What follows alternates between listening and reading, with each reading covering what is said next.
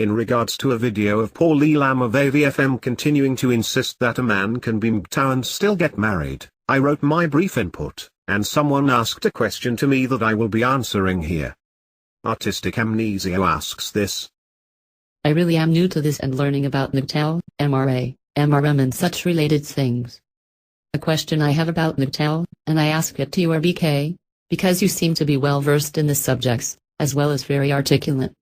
Please do not take this as an attack, affront or anything of that sort. I am really looking for your take on it. Note, the word you below does not imply RBK, it is the general you the reader. If MGTOW is really men going their own way does it not imply in the very name, that no definition, no practice of MGTOW can be held up as wrong. To me it seems like an inherent flaw in the name/description. It is all about the own way part if it.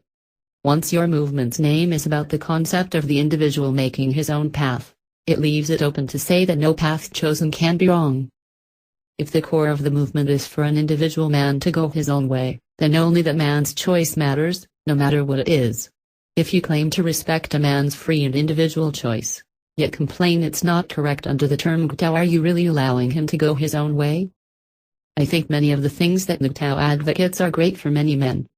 I just am not sure if the actual label is the best for those views. As an outsider, the movement seems more about men choosing to opt out of the traditional male-female roles and expectations. It does not seem to be about a man going his own way. I ask these things with all due respect as someone with questions and opinions, who has an open mind and interest to learn. I agree the label itself is not an accurate descriptor of what we are about. But the label has gained understanding and popularity. The label has power. I won't get into the origins of the term men going their own way, as it is somewhat convoluted, and the earliest term of MGTOW actually refers to some sort of libertarian ultra-conservative masculinist crap. Nonetheless, the term has come to mean something. But I will agree the term itself is misleading, and telling MGTOW they better not stand for a damn thing or they are conformists and not going their own way will be a never-ending argument against MGTOW by those who either want to harm it, or modify it. If, as you observed, the name implies that there is no wrong way to be MGTOW, then everyone is MGTOW. The male feminists, the true forced loneliness crowd, the PUAs, militant Islamic extremists wanting to practice Sharia law on every woman that leaves the house uncovered or drives a car, the regressive conservative traditionalists ramming outdated gender roles down people's throats. Everyone would be MGTOW. And if everyone is MGTOW, then MGTOW has no actual meaning. For the longest time my audience called me MGTOW while I was calling myself MRA. I didn't want to call myself MGTOW, because I couldn't figure out what it meant or what it stood for or ultimately what the difference was between it and an MRA. Even now, the term is so misunderstood. It seems to be used as synonyms for libertarian, rebel, MRA, sex separatist, bachelor. A thing the MGTOW community is going through right now is an effort to fully understand this phenomena. It is largely agreed upon by the MGTOW community that it is largely man going away from women, that is male autonomy. But this doesn't mean you can't have a female friend, and it doesn't mean you can't have sex, and it doesn't mean you can't have a girlfriend. As far as what type of relations with women is healthy, there are different notions, with the theme being, the less she profits from you, the healthier your relationship. This leaves marriage itself as the ultimate unhealthy relationship a man can have with a woman, since modern-day marriage is the ultimate woman profiting off of you. While we aren't going to stand around calling each other not MGTOW or not MGTOW enough for having less than some ideal relationship, we have come to a consensus that a line must at least be drawn at marriage. At the point in which you become married, we're not going to consider you to be MGTOW. Those who preach marriage are enemies of our cause, and those who preach that MGTOW can get married, are also enemies of our cause. At first I am willing to accept that these people are just ignorant to the discussions that the MGTOW community has already had on the topic, and I am willing to educate them. After a while, if they just don't get it, I am declaring them antagonists. Also, if we all accept that being MGTOW means you can go ahead and get married, then MGTOW has no cultural impact, because all it takes for someone to ask if you can reject marriage, or conform to the utmost traditional marriage, then what in the hell do you people even stand for? And the only reply is well. We're all uppity about feminists, to which the reply would be so is every conservative, traditionalist, libertarian, Republican, MRA, Christian fundamentalist, and all around but hurt man-child. How the fuck do you differ? And our only answer would be well, we have a cool spiffy pretentious title that makes us feel good about ourselves. You see, if MGTOW is a rejection of gynocentrism and women profiting off of men within the male-to-female dynamic, and yet simultaneously being cool with men getting married, then what possible argument do we have?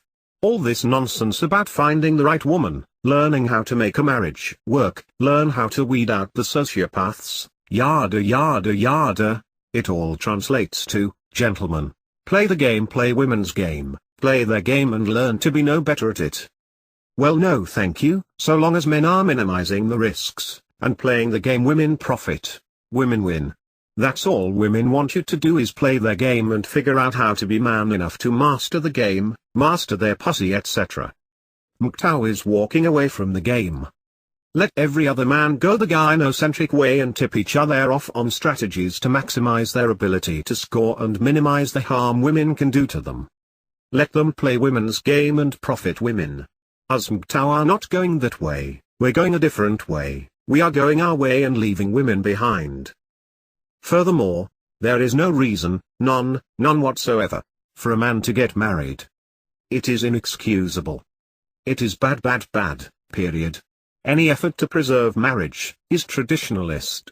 It is antithetical to the well-being of men. To advocate marriage is to advocate tradition above male freedom.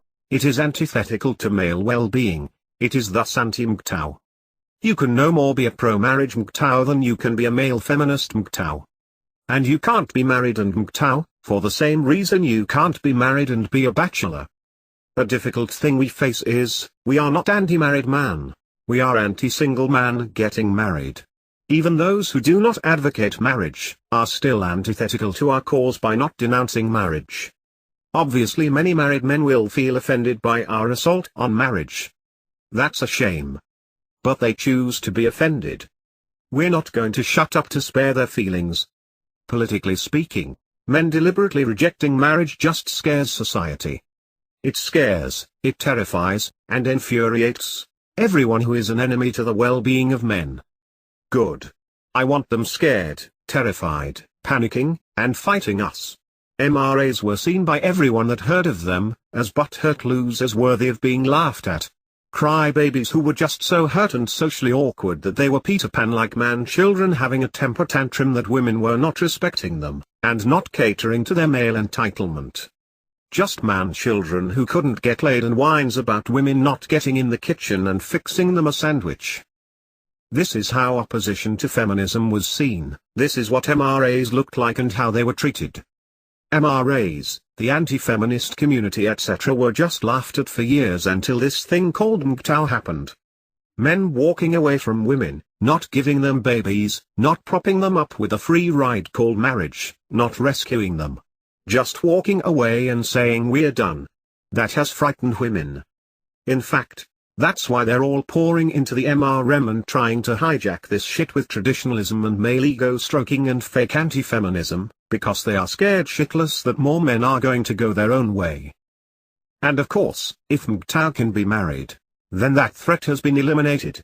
All you have is bachelors who choose to be bachelors for 1,000,001 reasons, no cohesive ideology to explain the rejection of marriage and the rejection of woman worship. And again, if MGTOW is supposed to be a rejection of gynocentrism, and thus allowing women to profit off of men, or better themselves at men's expense, and then we say you can be MGTOW and get married, then this is a contradiction, and thus MGTOW has no actual meaning and is a pointless label. So is defining MGTOW as do whatever you want, including what everyone else is doing. And that is another problem with this label. One moment we are told, by Paul Elam and others, that we are not allowed to exist as a community because that's conformity, that is not going our own way. And then in the very next breath we are told that doing what everyone else is doing what you want, thus it is going your own way.